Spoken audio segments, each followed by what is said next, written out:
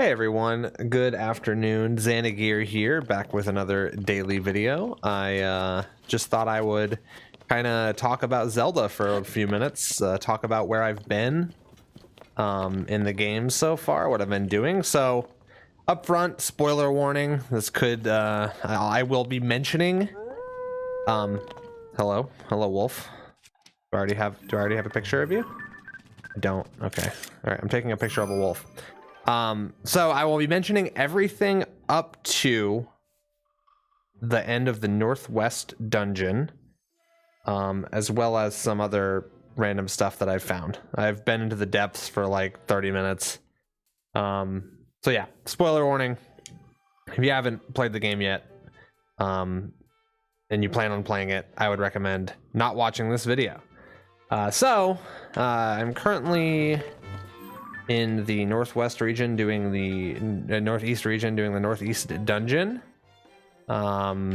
Here's all the shrines I've done. I think that's like 30 something shrines.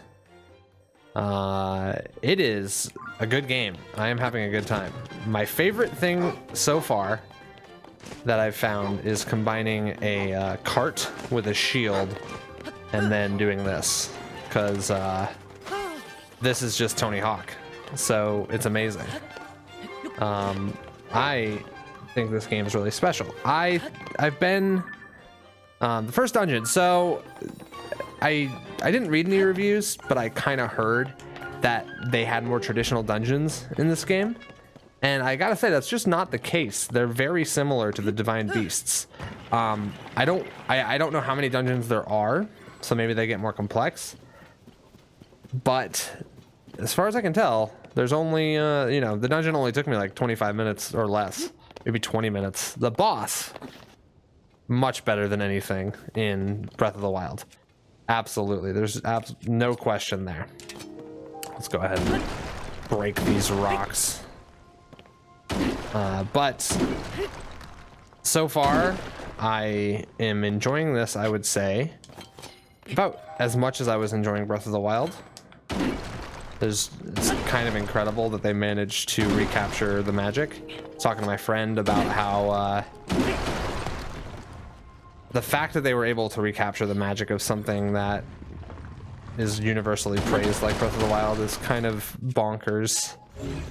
They definitely were not able to do that, arguably, with Twilight Princess and Wind Waker when it comes to Ocarina of Time. I would say I would say Twilight Princess does not recapture the magic of Ocarina of Time. So, it was also like 8 years later. Oh my God, this game is 6 years later, 7 years later, 7 years, 6 years later. So, God, isn't that crazy to think about? That Ocarina and Twilight Princess are like a similar gap from Ocarina from Breath of the Wild to Tears of the Kingdom. What? Okay, well, maybe it is more comparable than I thought. The one thing I will say is that, so I don't know how you feel about it in the comments, but reusing the same world, I think, is truly incredible. Some people online, probably trolls, are like, oh, it's an expansion pack, and it's like, okay, it's a freaking 150 250 hour expansion pack to one of the greatest games ever made, so I'll take it. But when it comes to developing interesting video games, making a game in the same world for the second time is so much more cost effective and allows you so much more freedom and creativity when it comes to adding to it. Hey, look, it's a like. It's a rock like. So you have games like Saints Row 4 that reuse the map from Saints Row 3.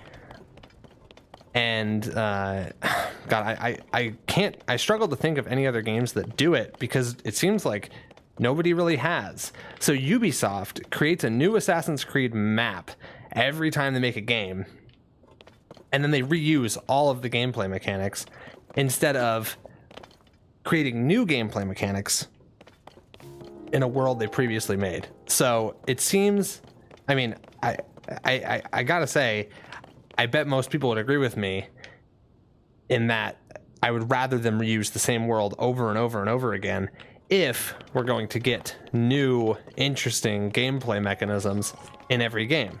I would much rather run around Greece in an Assassin's Creed game. Oh, okay. Okay, I just walked back into the main quest area. So I'd much rather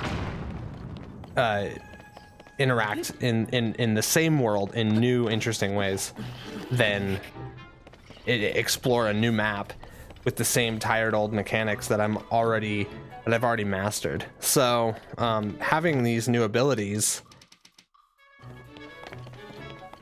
going back to the old Hyrule, seeing how it's changed, and also solving new puzzles has been such a delight, and I wish more games would do it. It also makes a hell of a lot more sense to do it this way than when it comes to a development.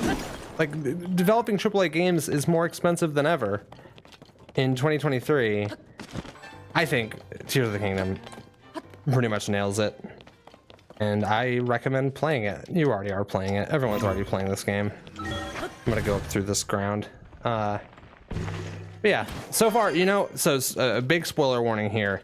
If you have not fought some hands in the world, I would recommend closing the video. So I fought some hands, and I encountered Phantom Ganon, and I fought Phantom Ganon, and I got the, you know, so I got this this gloom sword, and apparently if I use it, it'll drain my life. But I also got this bow that will increase with my max hearts, so that's sick. Of course it'll break if I use it, so I'm gonna save it until like the end of the game when I have max hearts, of course. Fight the last boss with it, probably. Man, cool game. Cool game. I'm trying to think of anything else that I've done that's been really interesting. I'm pretty, you know, I'm still pretty early on. I played it for all day. God, I played it so much yesterday. I probably shouldn't have. But, you know, it's a new Zelda game. How often do you get to play a new Zelda game? So either way, I definitely want to know how you are faring in the world of Hyrule in the comments. So let me know in the comments, and I will see you tomorrow with another daily video. Thanks to my patrons, and I will see you tomorrow. Bye.